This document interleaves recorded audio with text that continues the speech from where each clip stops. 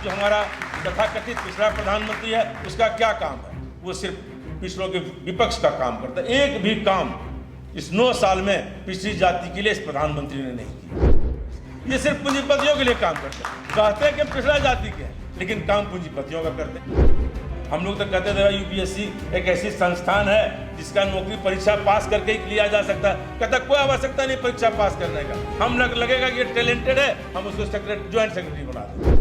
जो लोग भी आर्यन सोसाइटी के लोगों का विरोध करेगा, जो लोग भी आरएसएस का खिलाफ करेगा इस देश में, उसको निश्चित तौर पर झूठे मुकदमों में फंसा के जेल में बंद करने का यही काम है सरकार।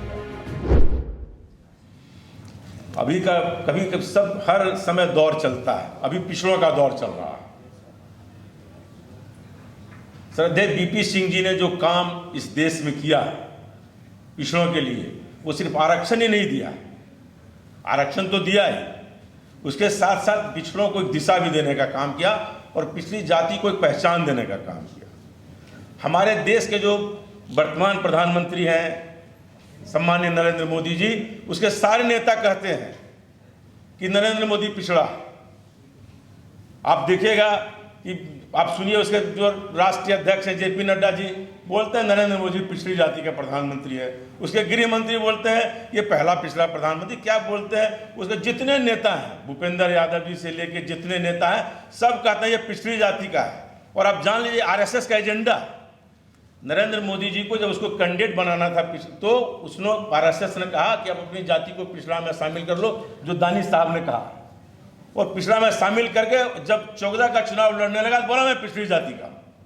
ये बीपी सिंह जी का देन है, जो पिछड़ी जाति को कोई पूछता नहीं था, कोई जानता नहीं था, समझता था कि अदर बोगस क्लास है ओबीसी को, उस जाति को बीपी सिंह ने मुख्य धारा में ला दिया। और आज देश का प्रधानमंत्री किसी को बनना होता है आरएसएस जैसे मजबूत संस्थान को, तो वो भी कहता है ये पिछड़ा जाति का, जबकि आरएसएस का कोई भी सरसंचालक पिछड़ा जाति का आज तक देश के इतिहास में नहीं हुआ है। प्रधानमंत्री जब देख रहा है कि हमारे वाजपेयी जी नहीं बन पाए दूसरी बार, तो उन्होंने अपना एजेंडा बदला।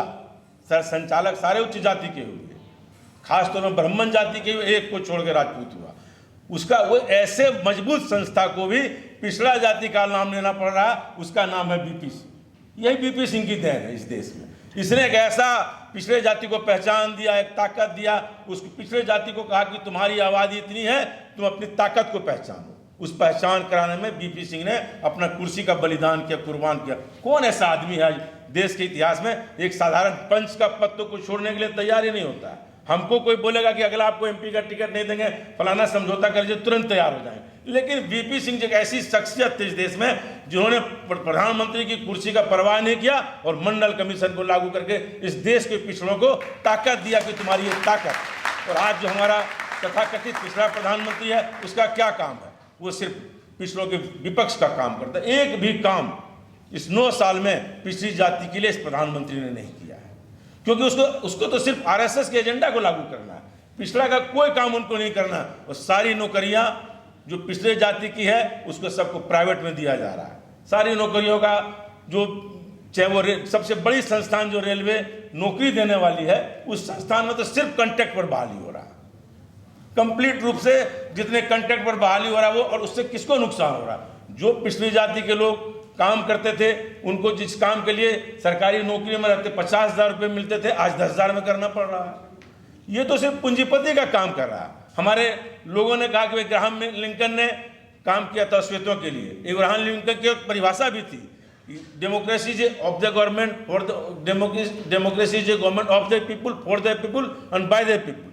मोदी जी के जमाने में क्या है? Democracy is of the capitalist for the capitalist and by the capitalist. ये सिर्फ पूंजीपतियों के लिए काम करते हैं। कहते हैं कि पिछड़ा जाति के हैं, लेकिन काम पूंजीपतियों का करते हैं। एक भी यदि जो पिछड़ा जाति का लोग सरकारी नौकरी में रह के 50,000 रुपया तनख्वाह पा रहा था, प्राइवेट नौकरी में उसको 10,000 मिल रहा है, ये किसका नुकसान कर रहे हैं? ये तो कोई काम अपने जो इतने 9 साल के शासनकाल में ये उदाहरण नहीं बता सकते कि हमने पिछड़ा जाति के लिए कोई काम किया। ये बोलते हैं कि हमने पिछड़ा वर्ग आयोग बनाया। अरे भाई, पिछड़ा वर्ग आयोग क्या बनाया? वो कोई काम का है ही नहीं। जब नौकरी बचेगी नहीं, सारी नौकरियां प्राइवेट में चली जाएगी, तो पिछड़ा वर्ग आयोग किसका जांच करेगा?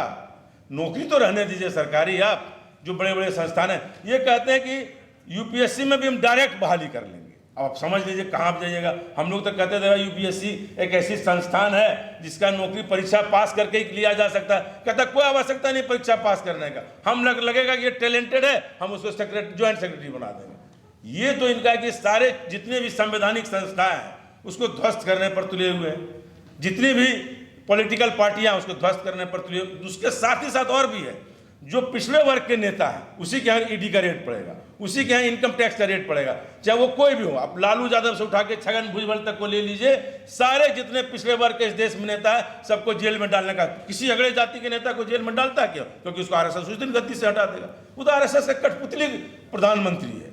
आरएसएस आज बोलेगा गेट डाउन, कल गेट डाउन। जितने भी अधिकारी हमारे पिछड़े जाति के सब पर जांच बैठवाता है, जितने भी अधिकारी, जितने हमारे मंत्री, नेता, एमएलए, एमपी सब पिछड़े जाति के, सब पर छापा मरवाता है। आपको कोई संपत्ति रहे कि नहीं, इनकम टैक्स का छापा सवेरे पड़ जाएगा। आपने कोई कार्यक्रम किया भाजपा के खिलाफ में, नरेंद्र मोदी के खिलाफ में, आपको तुरंत जेल में डाल देगा। हम लोग सब जो आंदोलन आज जो इकट्ठा हुए हैं, जो बोल रहे किसी दिन हमको भी पता लगा कि जेल में डाल दिया, चिंता, हम लोग जेल जाने से नहीं डरते हैं। पहली बात है कि इतना तो ताकत रख के ही नरेंद्र मोदी जी के खिलाफ हम लोग बोलते हैं कि जेल जिस दिन भेजने की इच्छा हो भेज दीजिएगा, कोई चिंता नहीं है। आप जाली ईडी, सीबीआई, इनकम टैक्स लगाते रहिए, कहीं कुछ नहीं होगा। क्या होगा? भुजबल साहब पर लगाया, सीधे बरी हो गए। इसलिए इन पर लगाया कि पिछड़े जाति के थे। जो लोग भी आर्यन सोसाइटी के लोगों का विरोध करेगा, जो लोग भी आरएसएस का खिलाफ करेगा इस देश में, उसको निश्चित तौर पर झूठे मुकदमों में फंसा के जेल में बंद करने का यही काम है सरकार का। और बहुत सारे आपने देख ही रहा होगा। सबसे दुर्भाग्य क्या है नॉर्थ इंडिया का? नॉर्थ इंडिया में राजनीतिक जागरूकता तो है, लेकिन कोई सोशल रिफॉर्मर फूले और पेरियार की तरह नहीं हुआ।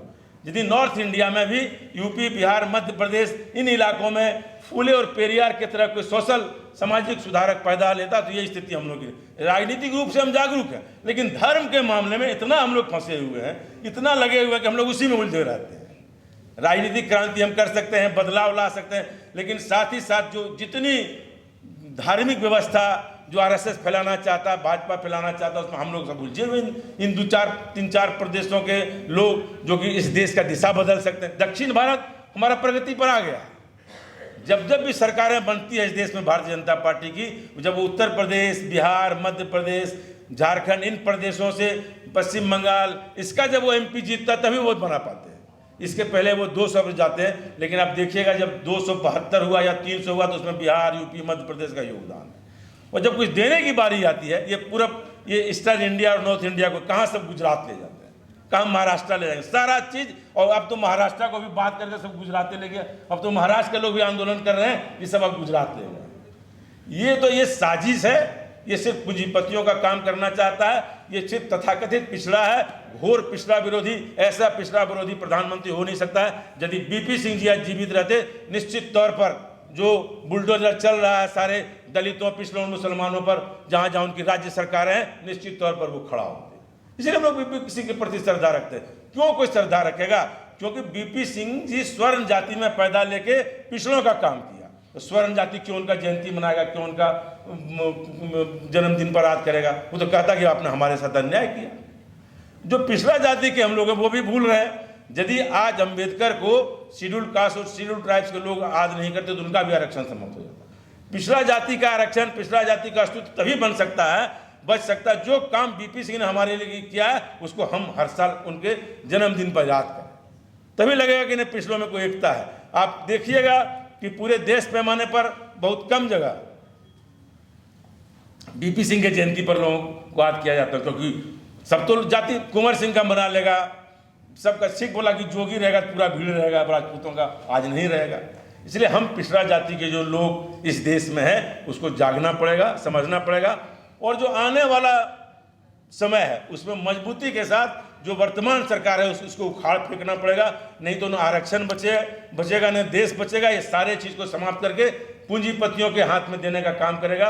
इन्हीं चंद शब्दों के साथ हम आपको बहुत बहुत धन्यवाद। बीपी सिंह के प्रति हम लोग की ही श्रद्धांजलि है, क्योंकि बताए हुए रास्तों पर चलें, उनकी कुर्बानी को याद करें कि उन्होंने प्रधानमंत्री का कुर्सी छोड़ के आपको मंडल आरक्षण दिया है। इन्हीं चंद शब्दों के साथ जय हिंद।